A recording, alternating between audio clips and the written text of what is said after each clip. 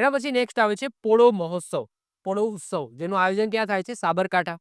સાબરકાંઠાની અંદર તમને ખબર છે વિજયનગર તાલુકાની અંદર પોળોના જંગલો આવેલા છે, જેને આપણે પોલો ફોરેસ્ટ કહીએ છીએ. આપણે પોલો ફોરેસ્ટ કહીએ, પરંતુ એકચ્યુઅલી પોળો છે. એનું નામ શું છે? પોળો.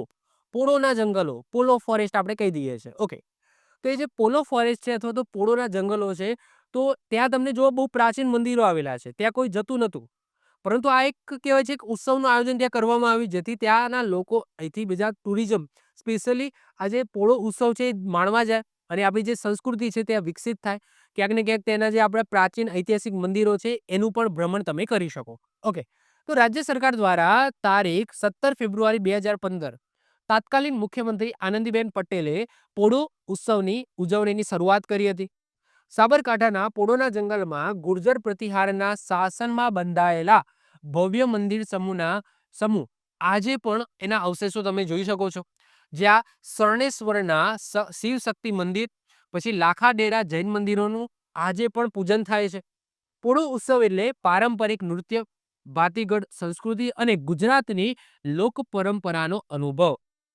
સાબરકાંઠાના વિજયનગર તાલુકાના જંગલ વિસ્તારમાં પોળોના સૌંદર્યને સ્થાનિક પ્રવાસીઓ ઉપરાંત વિદેશી પ્રવાસીઓ પણ માણી શકે તે માટે સરકારે ફૂડ કાફે પછી રેસ્ટોરન્ટ શરૂ કરી વિદેશ પ્રવાસીઓ આકર્ષવાનો પ્રયાસ કરવામાં આવે છે. મતલબ કે પોળો ઉત્સવનું આયોજન એટલા માટે જ કરવામાં આવે છે કે જે વિદેશી લોકો છે, ઇવન આપણા ગુજરાતની અંદર પણ જે સમજી લો સૌરાષ્ટ્રની આજુબાજુના રહેતા જે લોકો છે એમને પણ આ ઉત્સવ વિશે ખબર પડે, એની જે સંસ્કૃતિ છે, એના આ રીતના જે પ્રાચીન મંદિરો છે એના વિશે ખબર પડે.